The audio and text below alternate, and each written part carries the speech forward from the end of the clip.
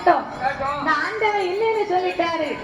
பூமாதேவிக்காக உலகத்துல இவரே போய் பிள்ளையா பிறக்கம்னு சொல்லுதாரு. இந்த ஆண்டவனை சும்மா விடக்கூடாது.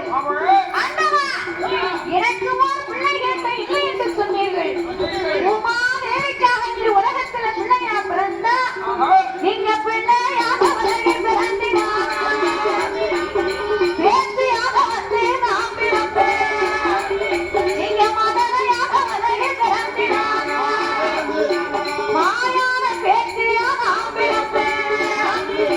இந்த துடரையாக வந்து பிறந்தினார். நீங்க பிறந்தினார். சுடுகாட்டு பேத்தியாக நாம் பிறப்பேன். நீங்க பிறந்தினார்.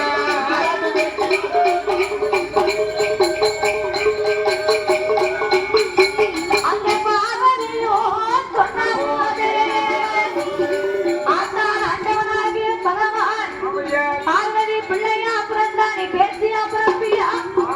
ஆண்டவா, எங்கிருந்து நீ பூலகத்திலே பிள்ளையா இருந்தாலும் உனக்கு தாயா நான் பேத்தியா வந்து பிறப்பேன். சுடுகாட்டுல எரியும் பிணத்தை எடுத்து உங்க வாயில கொடுத்தாதான் செய்தமாவை இறக்க செய்யும். நீ மரியாதைக்கு நேற்றைக்கு போனா பேத்தி அம்மா என் கையில காலில் விழுந்து திருநீர் பூசிட்டு தான் போனோம் அப்படின்னு சொன்ன உடனே அப்பதான் ஆண்டவை பார்த்தார். இந்த பார்வதி பிள்ளை வரம் கேட்டா அவன் கேட்டதுல தப்பு இல்லை. உனக்கு என்ன பிள்ளை வேணுமோ கேளு, நான் இப்பவே உனக்கு தாரேன் அப்படின்னு சொன்ன உடனே ஆதி சக்தி பார்வதாதேவி ஆண்டவா பரம்பொருளே தானை என்னை எட்டு நாளைக்குள் தேவி எட்டு நாளைக்குள் எனக்கு ஏழு பிள்ளை வேணுமை. அடியை வைத்து விளையா அடியை வைத்து விளையா கொள்கை விளையா குழந்தை வந்து இணைத்து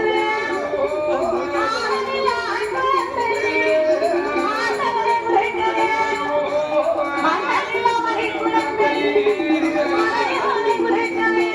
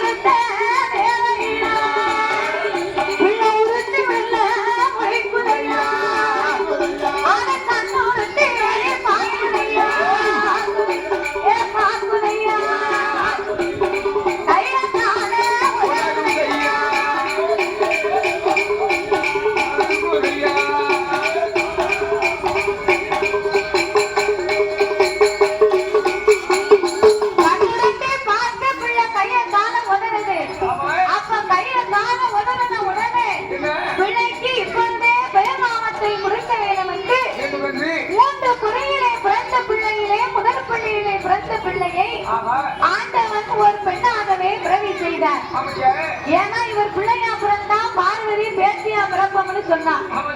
அதனால ஆண்டவன் முதலாவது பொறியிலே பெண் பிள்ளையாகவே பிறவை செய்து இரண்டு பொறியிலே பிறந்த பிள்ளையை இரண்டு ஆண் பிள்ளையாக பிறவி செய்து அதற்கு என்ன பெயர் கொடுத்தான்